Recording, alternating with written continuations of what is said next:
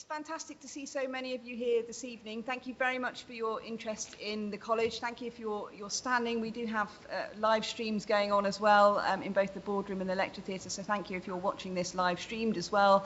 I'm going to talk to you for about 15 to 20 minutes. I'll try and keep it as succinct as possible as to why Godalming College, and I'll make no apology for the fact that this is a very biased talk, because obviously I think, as principal of the college, that Godalming is the best post-16 provider in this part of the country. And I'm going to tell you why in kind of 10 reasons. But what I would say to you, though, is that people are very, very lucky in this part of the country to have a lot of options as far as post-16 providers are concerned, both in terms of schools with sixth forms through to other colleges like ours that specialise in 16 to 19 education, and then through to big GFE colleges that provide qualifications and courses for students as young as 14 right up to 90 and beyond. And I think my key message to you all is to make sure that you do come to open evenings like this to do your research, to make sure that the next step, that post-16 provider, feels right for the student and for your families in terms of being comfortable with your choice. But obviously, as I've already said, the best place is Godalming, and why? So let's start off with point number one. And you won't be surprised, I'm sure, to see that number one is about our results. We're really, really proud of the outcomes that we achieve with our students year on year. We exceed national benchmarks for both high grades and pass rates at A-level and BTEC, and the kind of headline summary is there for you on the screen. I would urge you to also, if you want to, look on our website where you can drill down and look at outcomes for each individual course that we offer here at the college, both again in terms of high grades and pass rates. And you can do that for last summer and the previous 2 years. But I would just say about the previous 2 years, there's a slight caveat to that, obviously, because they were COVID affected. So just bear that in mind when you're looking at those results. So we're really proud of the fact that we consistently achieve this standard of outcomes for and with our students. But it's not just about the raw results, it's also important to look at what we call value added. And that is looking at how well a school or college does in terms of helping students to achieve perhaps above what you would expect them to achieve based on their prior attainment. And we as a college have positive value added, so that means we help students on average to achieve higher than you would expect them to do based on their prior attainment at GCSE. Again, you can drill down into more information about that on the Department for Education performance tables if you want to look into that. And I would say, finally, on results, that we do all of this and achieve all of this with our students with pretty comprehensive entry requirements, actually. So the minimum a student needs to achieve to access an A-level or BTEC at level 3 is 5 GCSEs grades 9 to 4, and that is slightly lower than other post-16 providers in the local area. That said, there are specific GCSE requirements for certain courses that students need to get, and I would also say to students in the room that the better your GCSE performance, the stronger the foundation for advanced level study is. So that is results, and you might say, well, she would say all of that, wouldn't she, because she's the principal of Godalming College. Well, we have had external validation from Ofsted. We were last inspected back in what seems like a very long time ago now, December 2019. Certainly a lot's happened since then, but we were inspected under the current Ofsted framework. And if you're interested in reading the report on that, that is available on our website. And we do know that we will have an Ofsted inspection next year, because we're due for one. We thought it might be this academic year, but we will have another Ofsted inspection next year, and we look forward to welcoming them back. Moving on to number 3, I think the heart of the reason why the college is so successful is our staff. We've got a wonderful team of support and teaching staff working with our students day in, day out. And if we talk about our teachers, they are not only specialists in their subjects, but they are also specialists in the specifications for the A-levels and BTECs that they deliver day in, day out. They don't have to worry about the Year 7 curriculum, the Year 8 curriculum, 9 curriculum, and so on and so forth. They just specialise in the delivery of the A-level and BTEC courses that they deliver, but also they therefore specialise in working with this age group, and it is a wonderful age group to work with. A really formative part of a young person's life is between 16 and 19 as they start to develop into the brilliant young adults that they are. So that specialist teachers is absolutely, I think, at the heart of our success, and we're really lucky to have a great group of staff working here at the college, and hopefully you'll get to meet as many of them tonight as possible. Now, we've just about, for the first time this evening, got a bit of sun out, because this is meant to be our summer open evening, and it's been a bit grey. But I think one of the lovely things about the summer open evening is you get to see a little bit about our campus and get a feel of the facilities that we have on offer for the students. And I'll show you a bit of a video shortly, just to get more of a feel of what we can provide for our students. But the campus is very much, again, just for our students. They're not shared with anybody else, and we're really proud of the facilities that we've got in place, and we're always looking to try and improve those. And you'll see some building works going on at the moment where we're extending our social study space, and that area will be open in Easter of next year. We've got our Ashstead Lane sports pitches that you can see on the screen there. They're just a short walk off the campus. We're really proud of the fact that we've got a bespoke sports block that's got a gym in it, that any student don't have to be studying A-level PE or BTEC sports, that any student can access the gym. We've got a performing arts block. I'd urge you to go and look there. There's lots of students performing tonight, music and drama. We've got recording studios, performance spaces, drama studio. We've got a dance studio in the sports block as well. Bespoke science labs. We've got a green room for the media and film students to use. So fantastic facilities for our students in a really, really lovely campus. So we're really, really proud of that. One thing I always mention at this point, and the students always remind me to do that, is just to mention food, because that can be a really important determining factor in choice of post-16 study. And we actually do have our own team of caterers. We don't contract that out. They're part of Team Godalming. And that enables us to control price and to respond more quickly to feedback that we have from students in terms of the range of food that we provide.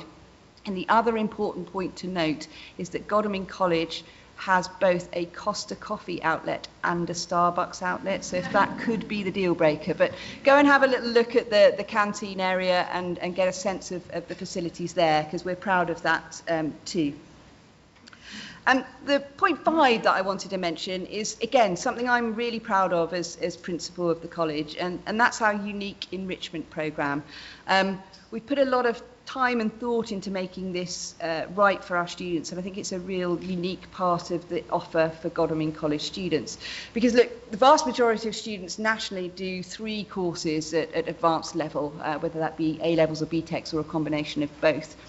So how do we help our students stand out from the crowd when they're making applications for university or for a job or for an apprenticeship? And it's our enrichment offer that helps to do that. And we expect all students to do some form of enrichment in their first year and their second year. And in their first year, they have a number of options. One option is what we kind of sub-brand the Plus Active pathway, and essentially that's the sort of enrichment that students will be very familiar with at school, things like sport, music and drama and Duke of Edinburgh. If students don't want to do that at all, or they do and they want to start that because they didn't do that at school, they can. So that option is there, but they don't have to do that. They don't want to do that. By far the majority of our students do what we call our Plus Explore option, which is another strand of short courses. That'll be 1 or 2 in their first year, one in the autumn term, one in the spring term. They're about 8 weeks long, and they're non-examined, and they're designed to develop skills, interests, new areas, explore careers options, and also for students to meet yet another group of students outside of their classes and their tutor group. So the options range from things like debating, to investment society, to forensics, to really popular one is dissection club, through to introduction to NHS careers, law next. I'm going to be running one next year about getting into teaching and what a wonderful profession that is.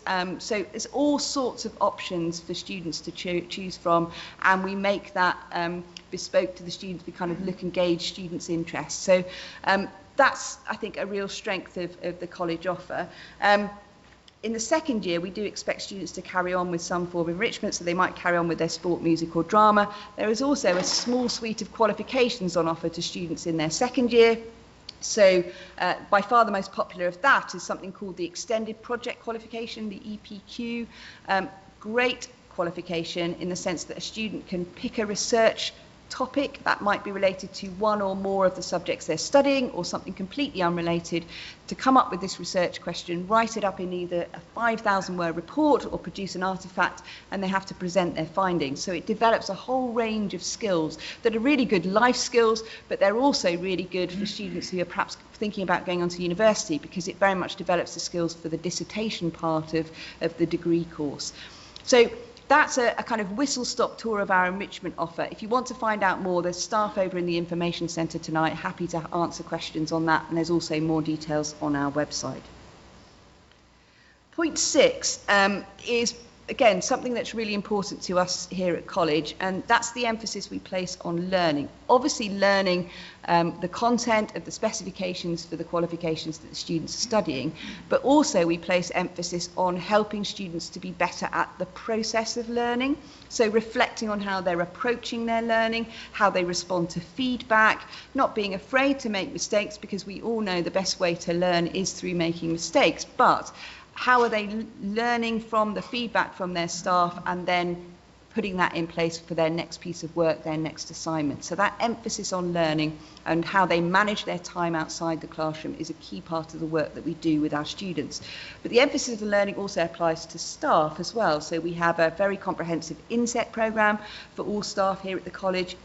Teachers can access teaching and learning workshops where teachers are sharing what they've tried in their own classrooms and learn from one another. We also have research going on into the latest pedagogy about things that work particularly well within the classroom, and making sure our teachers are tuned into that latest information. And then all teachers also have a teaching and learning target as part of their professional review too.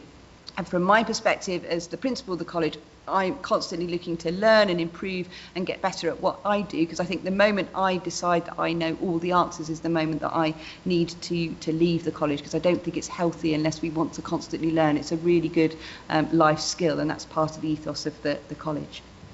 Now, tonight I hope you get a sense of our community and our staff, and you can meet the Student Union, who rather begrudgingly had their photograph taken there, but they're out there on the piazza to talk to you. But yes, the caring, supportive community that we have here, it starts with the personal tutor, so all students will have a personal tutor who will look after them for the 2 years that they're here with us.